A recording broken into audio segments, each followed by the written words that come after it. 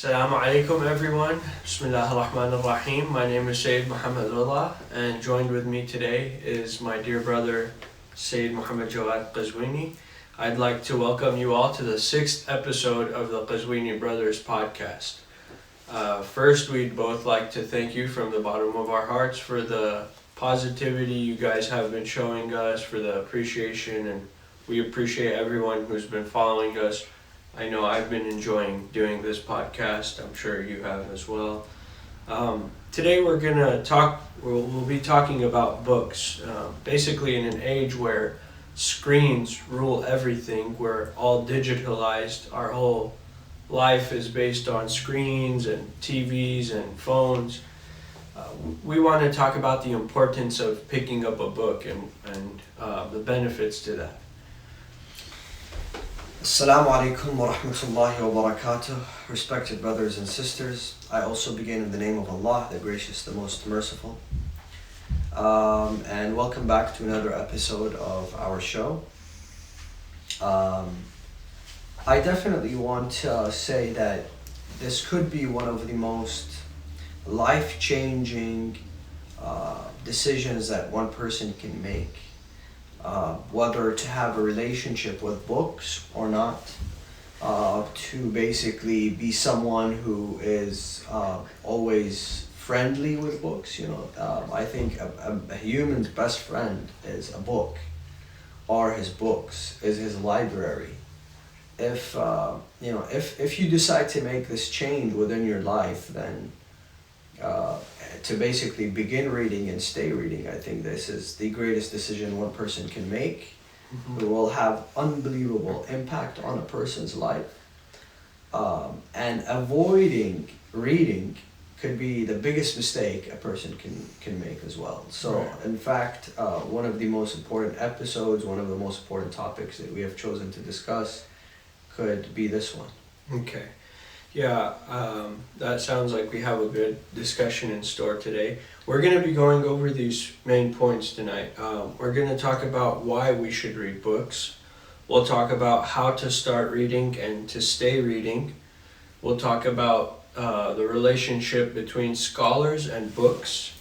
We're going to talk about how, what books are beneficial. Is any book a good book? And then we'll talk about our favorite books and how we like to read and stuff like that. According to a Pew Research poll, 27% of U.S. adults, Pew did a research poll and asked people if they read a book in the last 12 months. And 27% of people that were polled said no, we hadn't read a book in the last 12 months. Of those people who hadn't read a book, over 36% of them only had an annual income of $30,000 a year. And 8% of them had an annual income of over $75,000 a year. So basically the ones that read made more money. And that's not really what we're trying to say here, but that's just a little bit of insight to show, reading goes hand in hand with success. So why is it important for us to read? Why should we read books? First of all, let me say this, that I believe Islam does not require only from the Muslim community to be a community that prays and fasts and performs the pilgrimage and is always involved in acts of worship.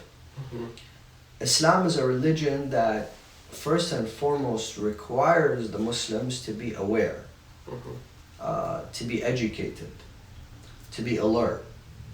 And Allah subhanahu wa ta'ala makes that clear throughout the Holy Quran. I can quote many verses for you. For example, the most famous verse in the Holy Quran, Ayatul Kursi in Surah Al-Baqarah, says, Allah waliyyu alladhina amanu yukhrijahum min al-dhulumati ila an-nur. Allah takes out the believers from darkness into light. Now, this does not mean He literally drags them and puts them in a different scenario, which is an enlightened one. No, this means that through the religion of Islam, People are more aware. People are not confused, but they are certain. Mm-hmm. People are educated. They are not ignorant. How so?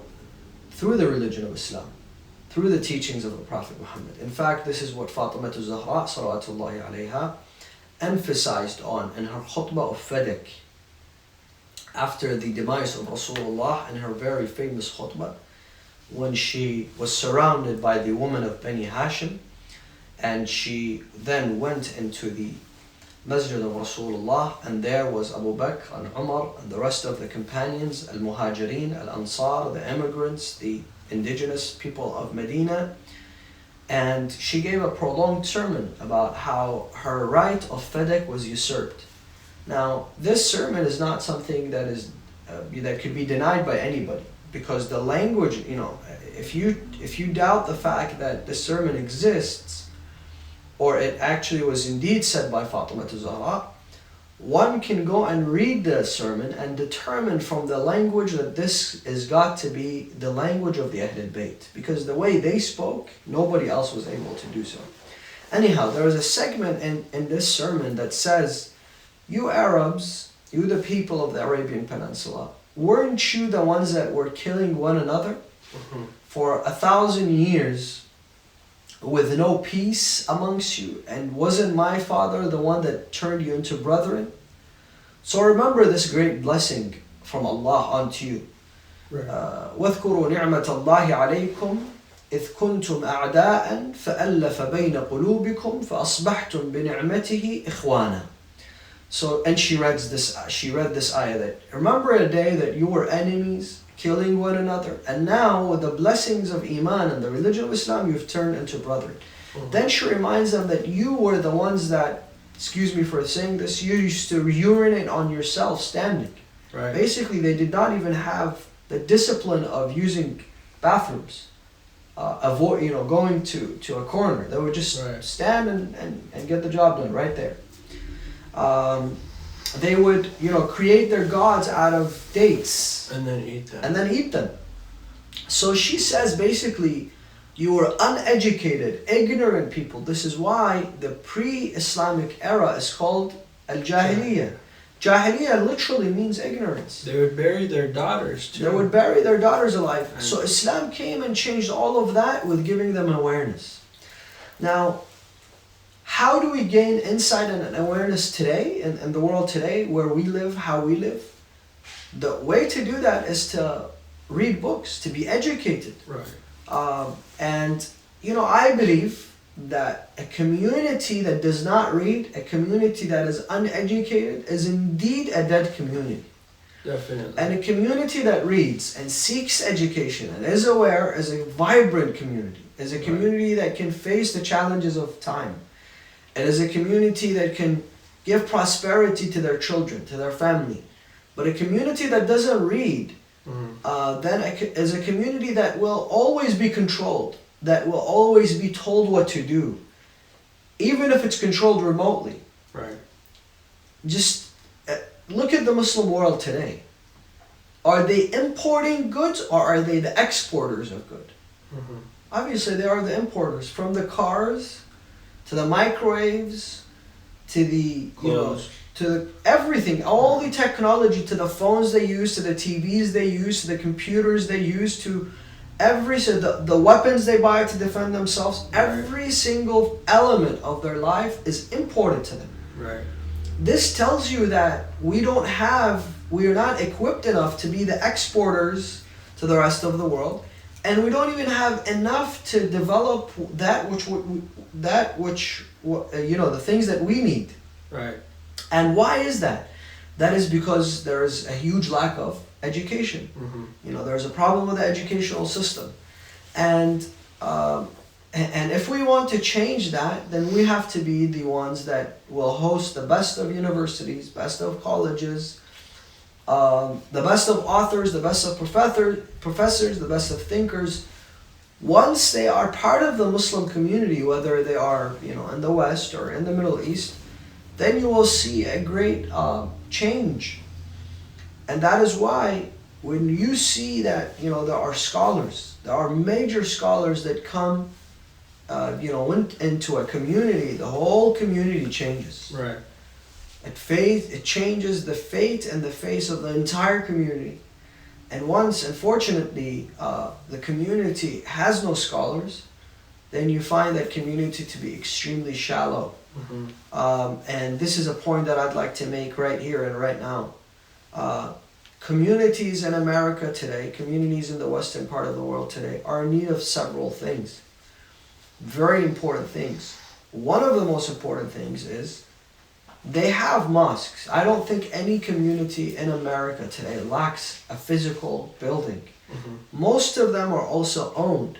Right. So you'll have, a doctor, a physician, a couple of business owners in the community that will say, yes, we need a mosque to, gather once a week, twice a week. They'll pitch in and they'll buy something for $500,000, $1 million, $3 million. And that's a physical location, but that physical location will be empty of scholars, will be empty of a resident scholar, somebody who's going to enlighten them in terms of their religion. And that is just like having a hospital without a doctor. I don't care how beautiful it is. At the end of the day, it's not going to get the job done. Right. And the job of a masjid is to educate the Muslim community on Islam. Because that is the primary reason why Rasulullah ﷺ was even sent as a prophet. Also, if they have a resident alim, and if they have a masjid and a physical location, they are in need of libraries and a librarian. In the episodes that we did, the animated cartoons, where we tried to basically focus on areas where the Muslim community needs to change, called Times for Change, there was a segment that I really liked that said, I am speaking to somebody and I tell him to extend the library, and he says, well, we extended the kitchen. Right. We don't have space for classrooms in a library. And that is the situation in many of the Islamic centers. They're extending the kitchen, the cafeteria, the food area, the area where we consume food, and then there is no space for a library. The most important thing in an Islamic facility is indeed the library. Yeah. I've seen libraries too, unfortunately, at some masajid, that the books, plenty of books, just sitting there gathering dust.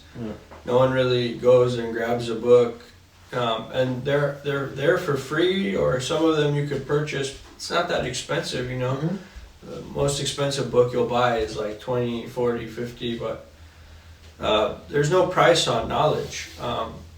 To me, I see the importance of reading books is for us to learn, obviously, gaining knowledge. That's the biggest factor. When it comes to reading books, why should we read a book, like, for example, someone might recommend you a book and you might not like that book. And vice versa, you might recommend that person a book and they might not like it. Why is it important for us to do our own reading and not depend maybe on listening to a speech or things in that nature? Okay, so the difference between, I think, people getting knowledge at first hand versus knowledge from someone else is, it's a huge difference. And I can draw this picture for you. You see, if I were to give 20 people an article, a book, a magazine, and tell them to read something out of it, and those people had, their own impressions, their own backgrounds. So they will understand that essay or that article or that book differently. And once they retell their story, each person has their own way of articulating a message. So between how they've picked it up and how they've understood it and how they're going to tell it, some things will change. Right. And once you read a book yourself, once you experience that firsthand, then you are the person who evaluates that knowledge, who then decides, what to get out of that book and how much to get out of that book at first hand. And, for how long will we depend on other people? For how long will we depend on speakers and scholars and professors and other people to gain knowledge and give us that knowledge, Right. in the end of the day, nobody's going to be able to read all the books and gain all knowledge. So you will always depend on other learned people. But I think that that has really spoiled many people, knowing that they can just go into a lecture and just listen to it, or YouTube something, and Right. and they don't then have to work hard for themselves. Right. So it creates this sense of laziness, and then they'll just never become people who read. Yeah. Listening to a speech, obviously, about a book, or someone could synthesize 20 books for you, but that's based on their bias, their worldview. Definitely. When it comes to reading, picking up a book, some people have a hard time starting. I've heard many people say, like, you know what, I only read when it's for school. I never read. I hate reading. I'll only read if I'm forced to read. So I kind of want to ask, how do you think we could change that in someone? How do you think someone could pick up a book, start reading, and basically stay reading? That way they don't just read. Yeah, so I wrote a couple of tips yesterday or last night before I went to bed, and I can share that with the viewers. Yeah. Some tips that I believe will help them pick up a book, start reading, and continue to read. Right. So I think that you have to be practical in setting those goals. Mm-hmm. Some people will get excited and they'll go and they'll pick up a huge book and they'll say, I'll finish this in 2 days. If you're just a beginner, that's likely. Yeah, it's likely it can happen, but how likely is it? Not very likely. If you're not used to reading, then obviously your eyes are gonna get tired, your brain is gonna get tired. You're probably not gonna enjoy it after a while. Right. So it's practice. It comes with practice. But if you're used to reading, then 25 pages, 30 pages, 50 pages is a norm for you. 60 Right. pages is a norm for you.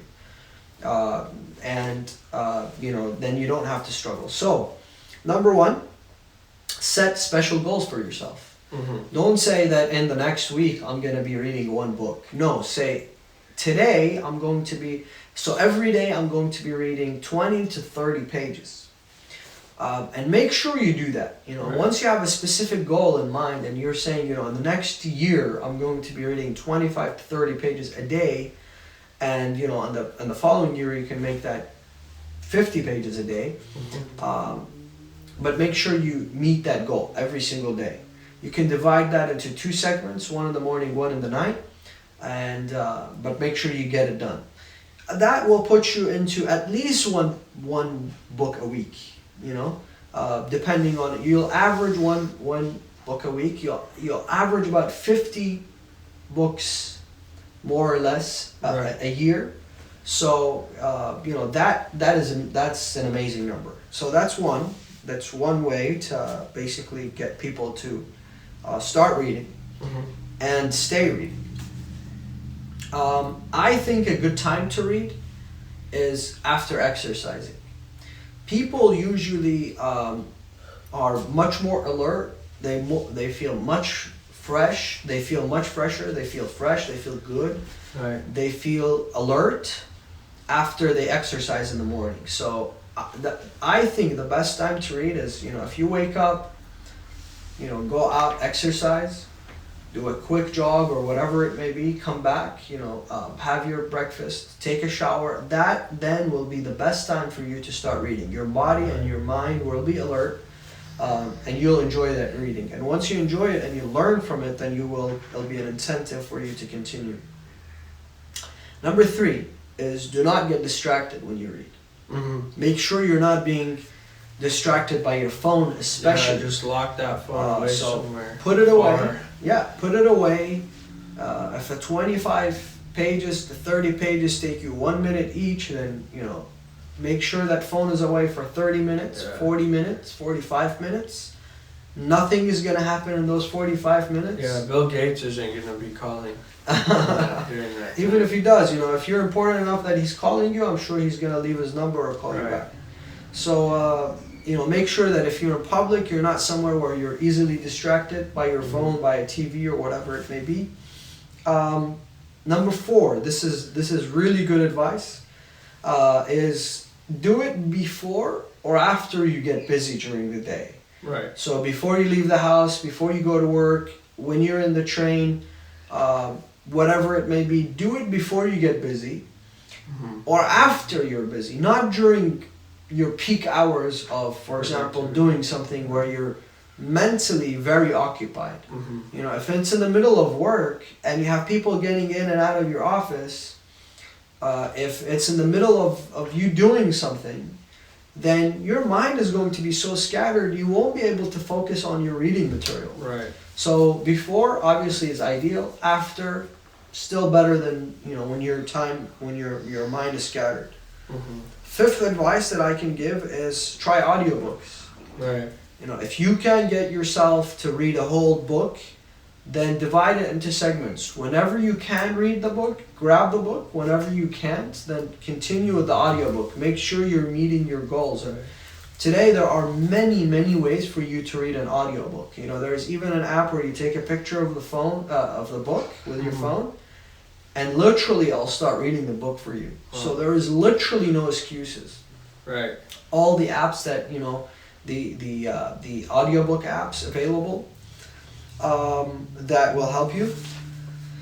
Last advice that I want to give is, if you pick up a book, then you don't like it, or you don't like the first chapter, second chapter, that could be a problem. You know, people could get discouraged. So I would suggest that people would use Blinkist, Mm-hmm. which is an app that summarizes a book in 15 minutes. Obviously, it will give you literally 5 to 10%, in my opinion, of the book. Mm-hmm. But it will give you the idea, the bigger picture. If you feel that you will like this book, then go ahead and get yourself the full book. Yeah. If you feel that this book is not for you, then you can skip it and go to another book. Right. So that is a way, or for you to read summaries, for you to read reviews, Spark Notes, whatever it may be. Try to see what's in that book before you kind of go ahead and spend $15, $20, $12. Sometimes, you know, you could be spending up to $170, $200 on just a book. Definitely. And you know, you don't want to leave it halfway. So and you know, there's always the option of buying used books. There's you know, the electronic books, joining a book I'm sure club. someone will just tell you like, hey, pay the shipping and handling, borrow my book, send it back. If Yeah. you know them, Yeah. I'm sure it's not a big deal. Also, I think it boils down to time. You know, some people would rather just be like gaming or watching TV or just chilling on social media rather than, like, they like the idea of reading a book, right? Reading sounds good to them, but it's just such a drag. Like, I don't want to read. So I think time also is a big issue to make it habitual. So I You know. know, I think to just to add to that, Yeah. I feel like books are like food. Uh-huh. So if you enjoy this meal, you're gonna eat it, you're gonna finish it, and you're probably gonna go for seconds. If you Right. don't, then you're gonna be like, you know, I've had enough today, I'm gonna watch my weight, I'm on a diet. Yeah. No, seriously, Right. it makes it easier for you. So if you want to really enjoy books, then make sure you find you find out which kind of books you like. Yeah. What is it that you're interested in? You know, what kind of topics do you enjoy? If you get yourself involved with those books, I am pretty sure then you're going to be reading versus, you know, gaming or because you're going to be gaining knowledge. Right. If you're a businessman, you're going to be doing business better. Right. If you're a sports fan, you're going to be learning a lot more about the inside of the sport. If you're, you know, a politician, somebody that enjoys politics, reading a book can really change things around for you, change your perspective, you know. So it will really give you so much insight that you then want to pursue this. So I think, you know, try to basically get your hands on a book that you like. Mm-hmm. You will enjoy it, I promise. Yeah. I want to talk about, you know, our next topic is scholars and books. I remember our grandpa, you know, growing up, our grandpa used to have a library the size of like a small home. Yeah. You know, 6, 7 years old, I'd walk in there, the library, and these shelves would be like 30 feet high. I felt dwarfed in the library, and it seemed like there was thousands and thousands of books when I was that age. And I would just be like, man, he reads all these? I would see him pick out books from every single section of the library. Yeah. And at that age, I could only pick out the English section books, but there was any kind of book, you know, do-it-yourself book, autobiographies, history books. It was a plethora of different genres. And you're obviously older than I am. There's stories that you know that I don't know. You know, maybe special things you want to share with us about that library. I mean, Ayatollah Qazwini, our grandfather, may Allah prolong his life and protect him, has spoken about this library many occasions. You know, they've even done, I think, at least 5, 6 documentaries about him. And in those documentaries, he talks about his books, because, you know, there's nothing of value to him in this life. I have really never seen him consider something valuable. Right. Whatever he owns, it's like he doesn't even refer to it as mine. But the books, he really is particular about his books. He doesn't want people to touch his books or to mess up his books or to misplace his books, because I think the number of books right now are well over 30,000 in Karbala. And he knows exactly where each book is. Right. And he's read every book, and sometimes he can even reference whether it's in the middle of the book, the end of the book, you know, even pages. Bihar al-Anwar is 110 volumes, and he will literally tell you, if you ask him about a topic, he will tell you in which volume out of the 110 you should be looking for. So, mashallah, you know, with his memory, and I'm sure that he refers to those books way too often. Right. And he has the ability to maneuver through his library very easily. But he says that he would sleep hungry some nights in Karbala when he was a young man, because he either had to buy a book that he wanted to read, or he didn't want to sell a book. Right. A lot of scholars used to buy books and sell them and buy another one, because, you know, it was very difficult for them to make ends meet. Right. And I think, you know, people would rather eat, Definitely, you know, than keep a book in a library. But right. the Sayyid said that, you know, he grew up, you know, stories are amazing, that he even says some nights he would not be able to sleep the whole night because of hunger. But he would rather not sell a book, or he would want to go and buy a new book, and he was able to put all this library together. In fact, you know, when he went to exile in different parts of the world, he took this library with him. And the last place which he settled in, was Los Angeles, California. Right. And he had moved the majority of this library to California. And obviously when he moved to Karbala, he moved and shipped. The only thing that he took with him were his books. And alhamdulillah, they're with him now in Karbala. And he really enjoys books.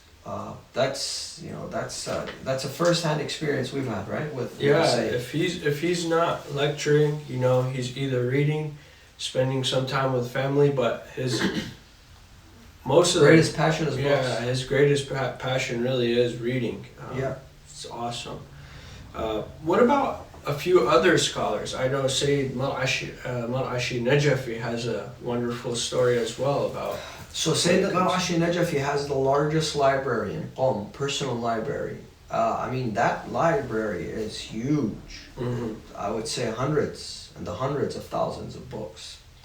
And obviously he was a grand marja in the city of Qom. Right. And he was a book collector, basically. He would collect books and he would keep them as a primary reference, because you know, a lot of books, they're not printed in mass numbers. So whatever was not available in the market, he would make sure that, you know, one of those books or copies in his library. And he has Sunni books, Shia books, Islamic books, non-Muslim books, all sorts of books, in his library. It's in the holy city of Qom. And they say that Sayyid Mar'ashi Najafi, may Allah send rahmah to his grave, he has an amazing story. Mm-hmm. They say that he had a bowl in his room, and this bowl was dirty, and it looked like it was just Contaminated. And he would keep that throughout his all his years being in Qom, just a normal student, all the way until he became a marja, and then he became the grand marja. Right. This would be right there. So another marja says, I asked him, what is this? What's the story of this bowl? Every time we come, it's somewhere in your main room. He said, this bowl reminds me of who I was and my struggles until I got to where I am. He says, in a period of time, subhanallah, look at the value of our ulama and the value they gave to knowledge. He says, at a point in time, I would have to use this bowl to go and dig up trash, find food. I would put it in this bowl, I would come and wash it in this bowl, and then I would boil it, and then I would eat it. But I would rather do this than sell my books, than give up on my books. Which is an unbelievable story of jihad, of struggle fi sabilillah. Another marja, I was reading his memoirs, he speaks of his father. And he says that, his father was also a person who wasn't, financially doing well. And, he said, when the whole family would go hungry for like 2-3 days, then my mom would say, Sayyid, the kids are hungry, you gotta sell one of your books. Right. And we gotta feed the kids. And he would then give this book to the marja and say, son, go and sell this book and bring some money. And he said, as soon as I would get to the door of the house, he would call me back and say, come back, I'll figure out another way. This tells you that, scholars were so attached to knowledge. Right. So attached to what was in those books. They valued knowledge so much. Money was worthless to them.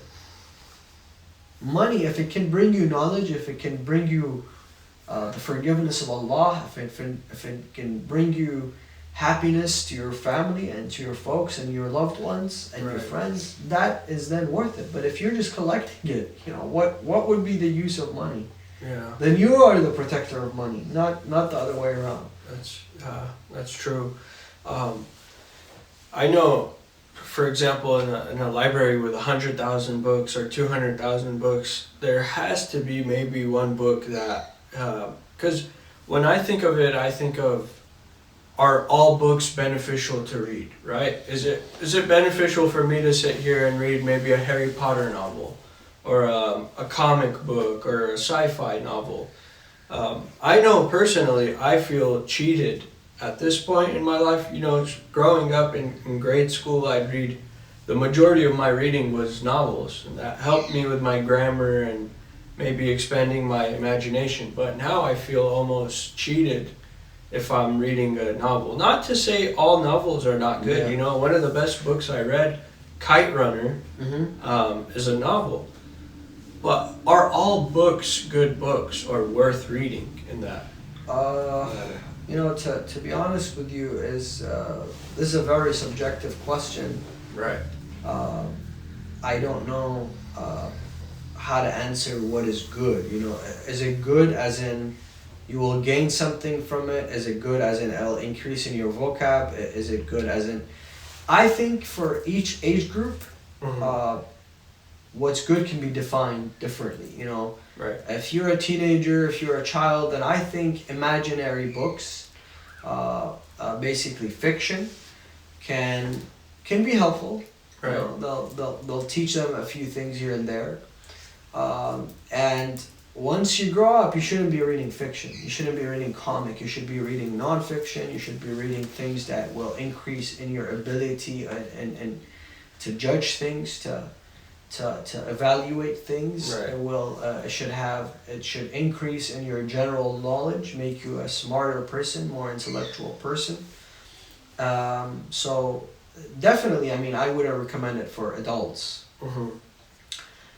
There's also a subject of how fiction has influenced the world globally. Right. Well, that's a very prolonged topic, but I think that, you know, at the end of the day, fiction has also created wrong belief for so long Mm-hmm. that for now it's almost become part of what people believe in. Right. Because it's been said and done over and over and over for many years, and it starts with you when you're a kid, and it continues to basically influence you once you're an adult, that it almost becomes part of an inseparable nature of human beings that basically read nonfiction, read fiction. Reading is better than not reading, but Absolutely. sometimes it's, you know, you want to pick the right thing to read. Absolutely. Our next point that we're going to be talking about is our favorite books, how we like to read, what kind of books we're reading right now, maybe some tips we could help people to read and stay reading. So let's start off with what books are you reading currently right now?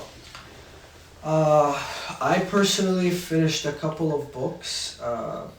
You know, with the COVID, alhamdulillah, I've been able to, you know, There's more time to read. yeah, Definitely. read more books for sure. So, a couple of interesting ones I read. I recently read Michelle Obama's memoirs. Right. I'm not saying it was the greatest book. Is that her autobiography? Yeah, her autobiography, which you know, talks. You know, for me, the interesting part was Barack Obama's early character. Right. When he was a young man, you know, he had taken some years off school, Mm-hmm. and then he goes back into law school. She had graduated law school before him, and then, you know, how he was able to build his career, how he was able to influence other people around him. Mm-hmm. So there's a point in the book where she says attorneys would ask this law student for help. Wow. Yeah, so he was a brilliant man, dedicated man, and, you know, obviously he was able to get himself into the White House. Office, yeah. Oval Office. That was an interesting book for me. I also read a book called The Educated, Mm-hmm.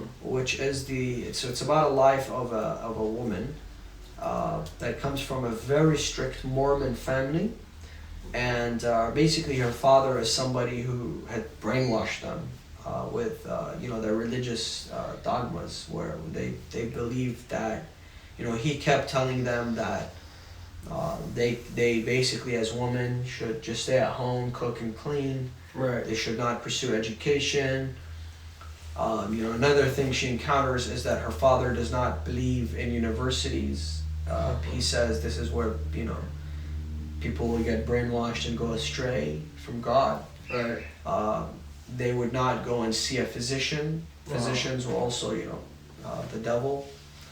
So Yikes. they would only use herbal medication that they created. So imagine a girl growing up in this environment. Right. Then she basically goes to college and works her way all the way to a PhD Mm-hmm. from prestigious schools, and you know, her conflict with her father, with her parents, with her family, with her village, but how she was able to basically get herself a PhD. Right. That was an inspiring story for me. I also read, because I like politics. Right. So I recently read another book called The Road to Unfreedom. Mm-hmm. It's about Putin and you know, Russia and American relations and what have you. Sounds interesting. Should I go on or should we stop? No, Yeah, I read another. I mean, Yuval Harari is Yeah. definitely one of the best authors out there right now. I read all of his books, right. and I think he has some really, really amazing ideas Mhm. that are interestingly very Relevant. to Yeah. what's happening to our world today. Yeah. So I mean, you will never run out of amazing books. Literally, you'll never run out of amazing books. That's how a book can sell 80 million copies. You know, some books. How is it that some books can sell 80 million copies? You know, the bestseller of all time, 500 million copies, 200 million copies, 120 million copies, 49 different languages, things like that. That tells you there's got to be something in that book. Right. I don't know about those people who didn't read a whole book for 12 months, for a whole year. That's just awful, because you know you're missing out on a lot of information. Yeah. I've read those Yuval Harari books, 21 Lessons for the 21st Century. He has a book, Homo Deus, The History of Man. He's brilliant, you know.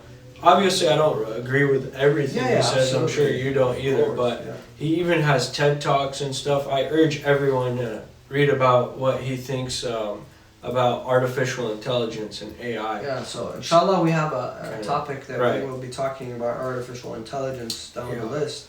We'll focus on some of the things that he has said, and then I don't want to say I would disagree, because I think he's a brilliant mastermind when it comes to that particular field. Right. So I can't really say but I would have a different opinion. Right. And There's a few holes in the we argument. can talk about I'm currently reading a book by Leslie Hazelton called After the Prophet, and I'm also reading a book called Yemen Endures. It's about the trials and tribulations that Yemen is going through right now. And one book I'm really anticipating, it should be coming out pretty soon. It's a book called War in the Age of Trump. It's by my favorite author, Patrick Coburn.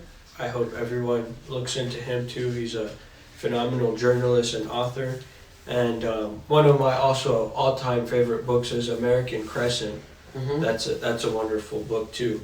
I think we kind of wrapped it up. We'll take some about the American Crescent, because I think so a lot of people the American don't Crescent know is the book written by our uncle, and I'm not just plugging this. I don't have stock in the book. But I actually learned a lot of stuff from our family that I didn't even know. Too, and it's like a novel. It walks you through the life of an imam of a masjid and a scholar, and his trials and tribulations, what he went through throughout his whole life, and how he basically lived in the United States. And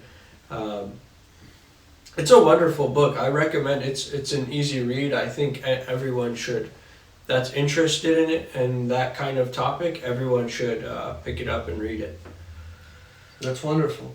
Very good. I hope that this, what we have offered today, will encourage more people to read, start picking up books. Hopefully we hyped up our audience to read, Yeah, I hope so. Rasulullah sallallahu alayhi wa sallam says, "Utlub al-ilma walau bis-Sin." Yeah. Seek knowledge, even if it were for you to travel to China. Right. Hopefully that's figurative though, like the distance wise, because I don't think anyone wants to go to China right now. Yeah. So basically, that's what it meant. It was the farthest place for people to go from the Arabian Peninsula, and the Prophet said basically go for it to seek knowledge. And today that has become so accessible, that has become so easy for people to just get on Amazon, get your book, get on Kindle, get a book. It's just so easy. There's absolutely no excuses.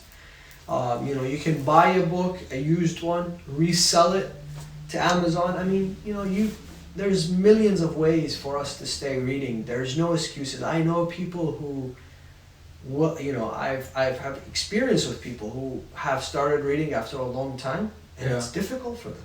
Right. But my advice to them is to continue. Please continue to read. It's going to be difficult in the beginning. Don't give up. Yeah. It'll be worth it. Yeah, I think one of the questions we had was from a sister that said, she used to read all the time and loved reading, and she's a mother now and very busy, and doesn't really have that much time to read other than here and there, or the books she reads to her children. Uh-huh. So, what are a few tips for her maybe to help her out?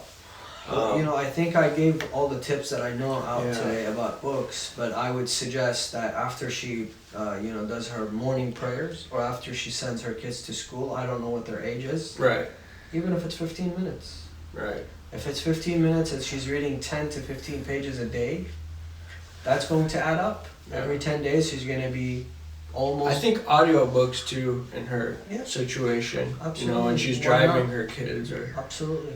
Yeah. Absolutely. Should we wrap it up? Yeah, or I is there think I anything? think I. Oh, if did we you have tell any, our audience that we had a problem with YouTube? Yeah, and so problem- we had a little issue with running into an issue live streaming on YouTube. We wanted to use a OBS platform to basically stream. It didn't work out as well as we wanted. That's why I really would appreciate it if you guys go and subscribe to our YouTube channel. That way we get 1,000 subs and we can stream way easier off mobile devices or any other devices. I'd like to just thank everyone for all the support they've been showing us. We've been having a really good time with the podcast. We've been receiving very good feedback. If you guys have any critiques, criticisms, let us know that as well. We want to get better. And we appreciate everyone that's been following us. Please keep us in your dua and Ramadan. Pray for this COVID-19 to end. And thank you all so much. Thank you, brothers and sisters. Inshallah, we will see you not tomorrow, but the day after. Wassalamu alaikum wa rahmatullahi wa barakatuh.